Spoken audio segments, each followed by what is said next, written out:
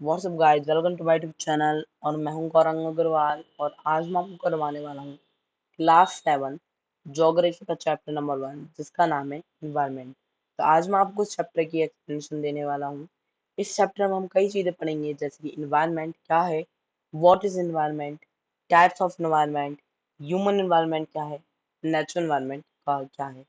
ठीक है, तो फर्स्टली अगर आप हमारे चैनल पर नए हैं पहले तो चैनल को सब्सक्राइब कर दीजिए और अगर वीडियो अच्छी लगे तो वीडियो को लाइक करना मत भूलिएगा।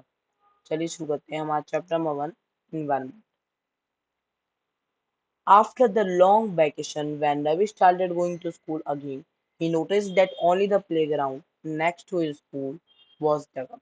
अब लंबी वैकेशंस का जैसे कि आपकी समर वैकेशंस पड़ती हैं, तो उन समर वैकेशंस के बाद जब रवि वापस स्कूल जाना शुरू किया तो उसने नोटिस किया कि जो उसका प्लेग्राउंड है वो उसके स्कूल से अगला जो प्लेग्राउंड है वो डग अप था, मतलब खोदा हुआ था। People said that a huge building with many flats will be constructed there. लोगों ने बोला कि कई सारी बिल्डिंग्स फ्लैट्स के साथ मतलब फ्लैट्स बनेंगे और कई सारी बिल्डिंग वहां पे कंस्ट्रक्ट होने वाली हैं। Ravi was almost in tears. Ravi क्या था, वो टीयर्स में था, मतलब उसके आंसू आ रहे थे। टीयर्स मतलब आंसू आ रहे थे। When he realized that the big playground with its soft grass, marigolds, butterflies gone forever. Ravi के आंखों में आंसू थे जब उसने रियलाइज हुआ कि उसका जो बिग प्लेग्राउंड था जिसपे छोटी छोटी सी ग्रासेस, सॉफ्ट सॉफ्ट सी ग्रासेस, मैरीगोल्ड, बटरफ्लाई जहाँ पे उड़ती रहती थी, वो हमेशा के लिए जा चुका है। He shared his feelings with his classmate. उसने अपनी फीलिंग्स को क्लासमेट्स के साथ शेयर किया। In the assembly the principal too sadly observe. अब असेंबली में उस स्कूल के प्रिंसिपल ने भी सैड होकर बोला, see how our environment is changing. देखो हमारा एनवायरनमेंट कैसे चेंज हो रहा है, अब हमारा एनवायरनमेंट कैसे नुकसान, हम अपने एनवायरनमेंट को कैसे नुकसान पहुंचा रहे हैं। ठीक है, Ravi taught aloud. That means the school building tables, chairs in the classroom, even that open field, the road, the garbage, my friends, all parts of our environment. फिर रवि ने पढ़ा, बोला और उसने सोचा कि इसका मतलब क्या, जो हमारे आसपास स्कूल की बिल्डिंग्स हैं, टेबल्स हैं, चेयर्स हैं, हमारे क्लासरूम्स में, और वो ओपन फील्ड जिसमें वो गेम खेलते हैं या फिर खेलते थे, रोड हो गई, गार्बेज हो गया, माय फ्रेंड्स हो गए, मेरे दोस्त हो गए, ये सब हमारे इन्वायरमेंट का एक पार्ट है। क्या है ये? एक इन्वायरमेंट का पार्ट है। ठीक है, यस सेड द टीचर। अब जब रवि ने ये बोला सबके सामने तो उसके टीचर ने बोला हाँ ऐसा ही है।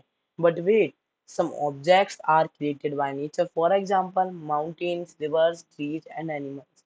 लेकिन उसने कहा लेकिन रुको, कुछ ऑब्जेक्ट्स ऐसे भी होते हैं जो नेचर ने बनाए हैं, जैसे कि हमारे माउंटेन्स नेचर ने हमें दिए हैं, रिवर्स हमें नेचर ने दी हैं, ट्रीज हमें नेचर ने दी हैं और एनिमल्स भी हमें नेचर ने दिए हैं। Others are made by people, for example roads, cars, clothes and books. और बाकी सब चीजें जो अलग हैं वो पीपल ने खुद बनाई हैं, जैसे कि हमारी रोड्स हो गई, कार्स हो गई, क्लोथ्स हो गए, बुक्स हो गई। ठीक है, now working pairs make list with your classmates sitting next to you of the creations of nature by human beings and by human beings। तो अब उनके टीचर ने कहा कि आप पेयर में वर्क करो और एक लिस्ट बनाओ अपने क्लासमेट्स के साथ जो आपके साइड में बैठी हुई हैं कि कौन सी क्रिएशन नेचर ने की हैं और ह्यूमन बींग्स ने क्या क्रिएशंस किए हैं हमारे इन्वायरमेंट के लिए। ठीक है, तो पहले हमें यहाँ पे छोटी सी केस स्टडी दी है, पहले हम इस केस स्टडी को पढ़ लेते हैं आगे बढ़ने से पहले। ठीक है, environment is our basic life support system.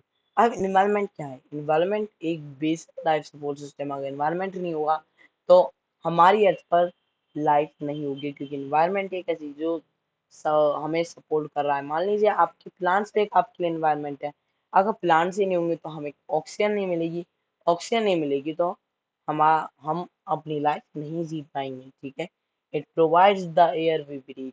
ये इन्वायरमेंट जो है हमारा वो हमें एयर देता है जिसे हम ब्रीथ करते हैं। The water we drink, the water we drink, the food we eat and the land where we live. जहाँ जिस एयर को हम सांस लेने में इस्तेमाल करते हैं, जिस पानी को हम पीने के लिए इस्तेमाल करते हैं, और जिस फूड को हम खाने के लिए इस्तेमाल करते हैं और जिस लैंड पर जिस जगह पे हम रहते हैं, ये सब हमारे इन्वायरमेंट ही है। How do human beings modify this natural environment? लेकिन ह्यूमन बींग्स ने इस नेचुरल इन्वायरमेंट को कैसे मॉडिफाई किया है? The car fumes pollute the air, water is collected in a pot, food is served in the vessels and land is used to build factory। अब ये जो कार के फ्यूम्स हैं, जो धुआं निकलता है कार का, ये हमारी एयर को पॉल्यूट करता है। कैसे पॉल्यूट करता है? एयर को पॉल्यूट करता है। वाटर जो पॉट में कलेक्ट हो जाता है, फूड जो वेसल्स में हम सर्व करते हैं, और लैंड जिसके ऊपर हम फैक्ट्रीज बनाते हैं, ये सब हमारे एनवायरनमेंट का ही पार्ट है। ठीक है। Human beings make cars, mills, factories and manufacture container. अब जो ह्यूमन बींग्स हैं, उन्होंने कार्स मैन्युफैक्चर की हैं, उन्होंने मिल्स मैन्युफैक्चर की हैं। मिल्स मतलब वो जो होती है ना, इलेक्ट्रिसिटी बनाने वाली। और फैक्ट्रीज मैन्युफैक्चर की हैं, और कंटेनर्स में मैन्युफैक्चर किया, और ऐसी ही कई चीजें हैं जो उन्होंने मैन्युफैक्चर की हैं। This is how human beings modify natural environment. और इस तरीके से ह्यूमन बींग्स नेचुरल एनवायरनमेंट को मॉडिफाई करते हैं। ठीक है। अब वापस हम वहीं पहुंच जाते हैं जहां से हमने छोड़ा था। रवि, परमजीत, रजैसी, Mustafa and Asha were all excited about making the list.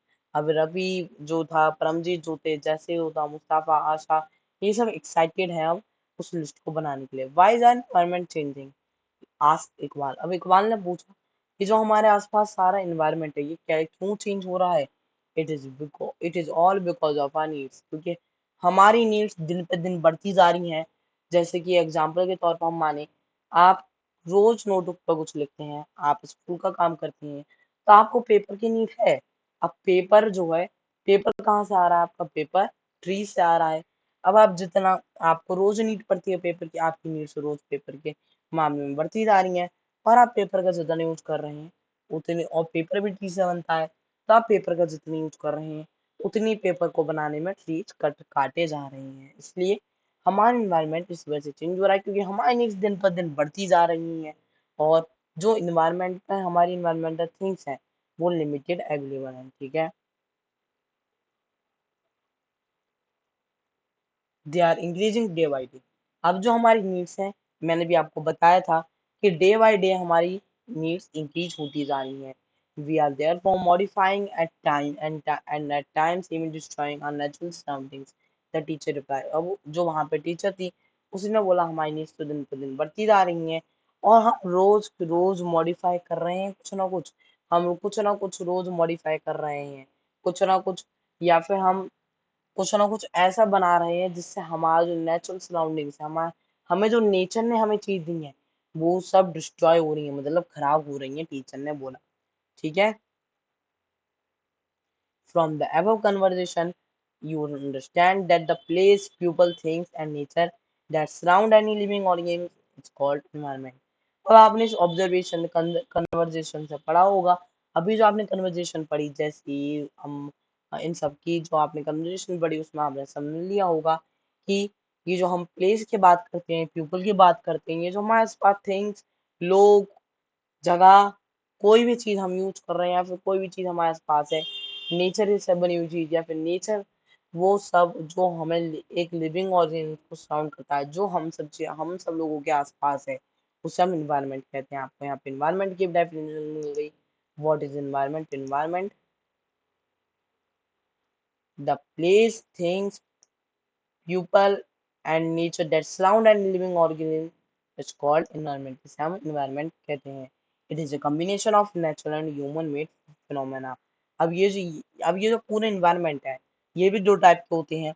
अब ये, लेकिन ये हम जिसे environment कहते हैं, ये combination होता है जिसमें हम natural, नेचर से दी हुई चीजें भी इंक्लूड करते हैं, और ह्यूमन मेड चीजें भी इंक्लूड करते हैं। जैसे कि हमने पेपर बनाया, तो पेपर भी हमारा इन्वायरमेंट में आता है, और जो ट्रीज जो हमें नेचर ने दी हैं, वो भी हमारे इन्वायरमेंट में आते हैं। ठीक है।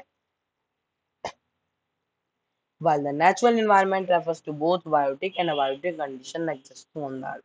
लेकिन जो नेचुरल एनवायरनमेंट है, वो कई चीजों से कई चीजों को इंक्लूड करता है। उसमें बायोटिक चीजें भी इंक्लूड होती हैं, और अबायोटिक चीजें भी इंक्लूड होती हैं, जो हमारी अर्थ पर अवेलेबल है। बायोटिक क्या होती हैं? तो आपको यहाँ पर बायोटिक की भी डेफिनेशन दी है। The world of living organs, example plants and animals. जिस जगह पे मतलब कोई भी ऐसा ऑर्गेनिज्म, मतलब मैं क्या कहूँ हाँ आपके लिए, कोई भी ऐसी चीज जो लिविंग है, जैसे कि ह्यूमन बींग्स हैं, एनिमल्स हैं, हम सब लिविंग हैं, प्लांट्स हैं, हम सब लिविंग हैं, तो इसलिए हम बायोटिक में आएंगे। वहीं अबायोटिक वो चीजें होती हैं, the world of non living things, जो चीजें रियल लाइफ में प्रेजेंट नहीं, मतलब रियल लाइफ में जिंदा नहीं है, जैसे कि आपके पास एयर है, वाटर है, स्टोन है, ये सब रियल लाइफ में जिंदा नहीं है, तो इन्हें हम क्या कहते हैं, अबायोटिक। क्या कहते हैं, abiotic. While the natural environment refers to biotic and abiotic condition existing on the earth। इसलिए ये जो हमारा environment है, इसमें दोनों चीजें इंक्लूड होती हैं, बायोटिक भी और अबायोटिक भी। Human environment reveals the activities, creations and interaction among human beings। और जो ह्यूमन environment है हमारा, वो उन एक्टिविटियों को इंक्लूड करता है, क्रिएशंस को इंक्लूड करता है और इंटरेक्शंस को इंक्लूड करता है जो ह्यूमन बींग्स ने की हैं। जो ह्यूमन एनवायरनमेंट है, उसमें कोई बायोटिक अबायोटिक नहीं है, क्योंकि हम सब ने जो चीजें बनाई हैं वो सारी की सारी अबायोटिक है। हमने कोई हमने कोई लिविंग चीज तो बनाई है नहीं, इसलिए जो ह्यूमन एनवायरनमेंट है वो उन एक्टिविटीज को रिवील करता है, दिखाता है, और उन क्रिएशंस को दिखाता है, उन इंटरेक्शंस को दिखाता है जो ह्यूमन बींग्स ने बनाए हैं या फिर ह्यूमन बींग्स के बीच आते हैं। ठीक है, अब है हमारे पास नेचुरल एनवायरनमेंट। तो ये नेचुरल एनवायरनमेंट क्या है, land water air plants and animals comprise the natural environment.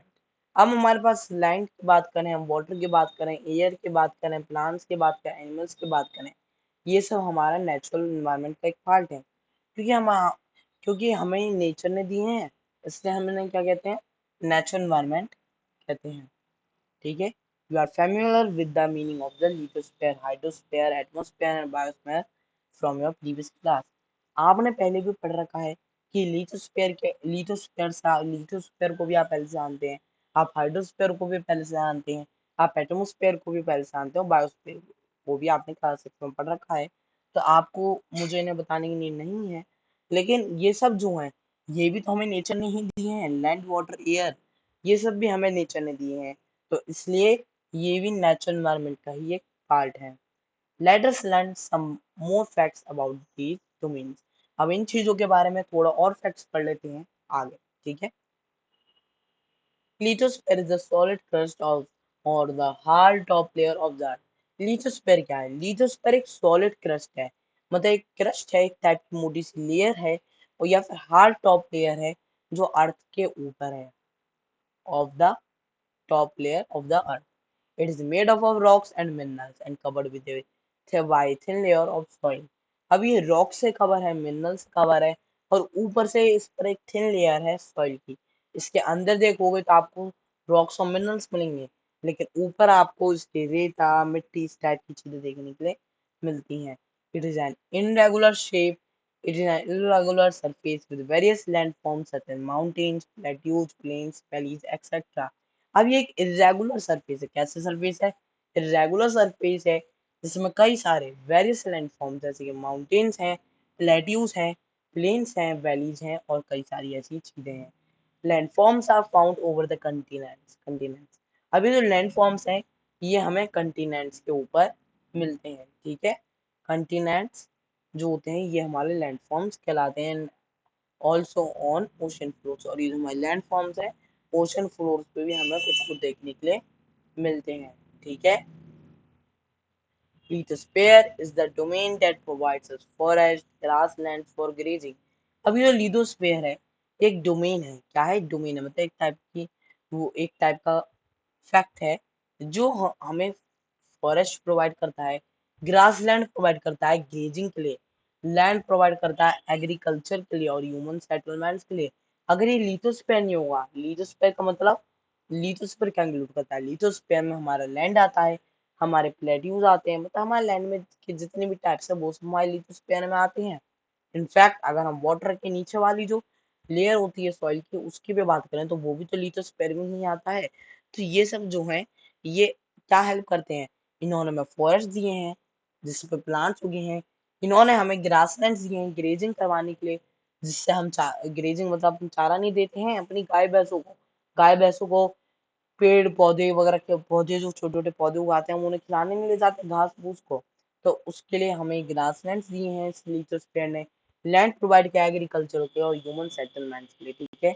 और ये एक सोर्स भी है मिनरल वेल्थ के लिए, इन्हीं इन्हीं इसी लिथोस्फीयर की मदद से हमें मिनरल मिल पा रहे हैं। अगर लिथोस्फीयर ही नहीं होगा, सॉइल ही नहीं होगा, तो हमारे जितने भी न्यूट्रिएंट होते हैं वो प्लांट्स कहाँ से लेगा? प्लांट्स तो सारे न्यूट्रिशन सॉइल से ही लेता है, इसलिए ये एक मिनरल वेल्थ का भी सोर्स है। मिनरल वेल्थ में आपकी गोल्ड सिल्वर सब आती हैं। अगर लिथोस्फीयर नहीं होगा तो आपके पास हमारे पास गोल्ड भी नहीं बन पाएगा, हम सिल्वर भी नहीं बना पाएंगे, जिससे हमें भी बहुत नुकसान होगा और ना हमारे पास ये सब चीजें कभी हो पाएंगी, ठीक है। The domain of water is refers to as hydrosphere, आपने पढ़ ही रखा है कि हाइड्रोस्फीयर किसे कहते हैं? The sphere of water. जब हम वाटर की बात करते हैं तो हम हाइड्रोस्फीयर के बारे में बात कर रहे होते हैं। हाइड्रोस्फीयर एक पूरे होल अमाउंट ऑफ वाटर से रिलेट करता है, ठीक है। It comprises various sources of water and different types of water bodies like rivers, lakes, seas, oceans, etc. अब इसमें कई सारी चीजें इंक्लूड हैं। इसमें different types of water bodies include है, जैसे कि रिवर इंक्लूड है, लेक्स इंक्लूड है, सीज इंक्लूड है, समुद्र इंक्लूड है और ओशियंस इंक्लूड है, ठीक है। It is essential for all living organism. लेकिन ये जो हाइड्रोस्फीयर है ये भी सभी लिविंग ऑर्गेनिज्म के लिए इक्वली एसेंशियल है, क्योंकि अगर वाटर नहीं होगा, हाइड्रोस्फीयर मतलब सो ओ स्पेयर ऑफ वाटर, अगर ये स्पेयर ऑफ वाटर ही नहीं होगा, स्पेयर ऑफ वाटर का नहीं होगा उसका मतलब वाटर नहीं होगा, और वाटर नहीं होगा तो हम ड्रिंक कैसे करेंगे, हम पानी कैसे पियेंगे, जिससे हमारी बॉडी में 97% वाटर से बनी हुई होती है, तो हमें वाटर कैसे मिलेगा? तो इसलिए ये वाटर भी बहुत ज्यादा इम्पोर्टेंट है, ठीक है। अब हमारे पास atmosphere. The atmosphere is the thin layer of air that surrounds earth. अब ये एटमॉस्फेयर क्या है? एटमॉस्फेयर एक थिन लेयर है एयर की जो अर्थ को चारों तरफ से सराउंड करती है। क्या है? ये एक थिन लेयर है एयर की जो अर्थ को चारों तरफ से सराउंड करती है। The gravitational force of the earth holds the atmosphere around it. अब जो ग्रेविटेशनल फोर्स है ये हमारी अर्थ के आसपास जितनी भी एयर है उसे पकड़ के रखता है, ठीक है। अब हमारी अर्थ के पास जितनी भी एयर है, अगर ग्रेविटी नहीं होगी तो हमारे आसपास जितना भी एटमॉस्फेयर है, हमारे आसपास जितनी भी एयर है ये सब उड़ के अंतरिक्ष में स्पेस में उड़ के चली जाएगी अगर ग्रेविटी नहीं होगी। लेकिन ग्रेविटेशनल फोर्स इसे पकड़ के रखता है और अपनी तरफ खींचता रहता है, ठीक है। It protects us from harmful rays of the sun. अब ये जो हमारा एटमॉस्फेयर है ये harmful rays and scorching heat of the sun से हमें बचाता है। अगर ये एटमॉस्फेयर नहीं होगा तो सन की डायरेक्ट रेज हम पर पड़ेंगे, और जब ये डायरेक्ट रेज हम पर पड़ेंगी तो हमारी पूरी अर्थ का एक आग की तरह जल के राख हो जाएगी और हम भी खत्म हो जाएंगे।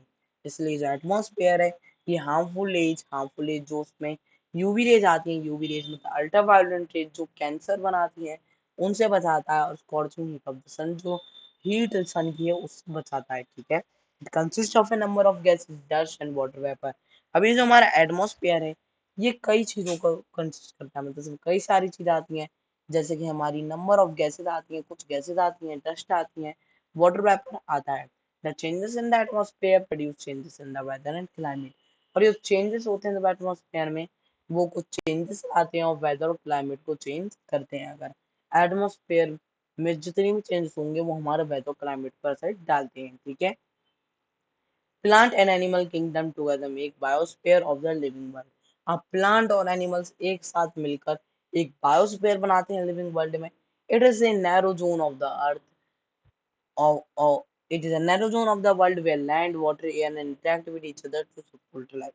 एक पूरा नैरो जोन है जिसमें एयर भी इंक्लूड होती है, वाटर भी इंक्लूड होता है, लैंड भी इंक्लूड होता है, और प्लांट्स एनिमल किंगडम सब इंक्लूड होते हैं जो एक लाइफ को एनेबल करते हैं। अगर ये बायोस्फीयर तीनों स्पेयर्स का कॉम्बिनेशन होता है, इसमें सब इंक्लूड होता है, इसमें जितनी भी चीजें हैं वो सब इंक्लूड होती हैं और ये एक बायोस्फीयर बनाता है। बायोस्फीयर एक ऐसा स्पेयर होता है जो लाइफ को एनेबल करता है। अगर बायोस्फीयर का एक भी कंपोनेंट गायब होगा तो हम सरवाइव नहीं कर पाएंगे, क्योंकि बायोस्फीयर में वाटर भी इंक्लूड है, एयर भी इंक्लूड है और लैंड भी इंक्लूड है, और तीनों में से एक चीज भी नहीं रही तो हम सरवाइव नहीं कर सकते। इसलिए बायोस्फीयर, हम ये जो पूरा स्पेयर होता है इन तीनों का, जैसे इसे हम बायोस्फीयर कहते हैं। ठीक है, चलिए पहले हम इस ग्लोसरी को करते हैं। Glossary ecosystem. It is a system formed by interaction of all living organisms with each other. अब ये इकोसिस्टम क्या है? ये इकोसिस्टम एक सिस्टम है, एक इंटरेक्शन है जिसमें एक साथ सभी लिविंग ऑर्गेनिज्म एक साथ इंटरेक्शन करते हैं, एक साथ मिलते हैं अपने फिजिकल और chemical factors of the environment in which they live, और एक साथ मिलते हैं और ये और एक फैक्टर बनाते हैं, एक फैक्ट बनाते हैं जहाँ पे वो रहते हैं। और एनिमल्स, प्लांट्स और ह्यूमन बींग्स सब एक दूसरे से लिंक्ड रहते हैं by the transfer of energy and material, और एक दूसरे को ट्रांसफर करते हैं एनर्जी और मटेरियल। जैसे कि प्लांट्स आपको और कार्बन डाइऑक्साइड ऑक्सीजन प्रोवाइड कर रहे हो, हम प्लांट्स को कार्बन डाइऑक्साइड प्रोवाइड कर रहे हैं। ठीक है, तो आज के वीडियो में मैं आपको इतना ही करवाना चाहूंगा। अगली वीडियो में मिलते हैं पार्ट 2 में, आगे जो हम टॉपिक एक्सप्लेन करेंगे। तो अगर आपने अभी तक मेरा चैनल सब्सक्राइब नहीं किया तो पहले तो चैनल को सब्सक्राइब कर दीजिए। अगर वीडियो अच्छी लगे तो वीडियो को भी लाइक करना मत भूलिएगा, क्योंकि जब आप लाइक और सब्सक्राइब करते हैं तो उससे हमें इंस्पिरेशन मिलती है कि हम आपके ऐसी ही और वीडियो बनाते हैं। Thank you, have a nice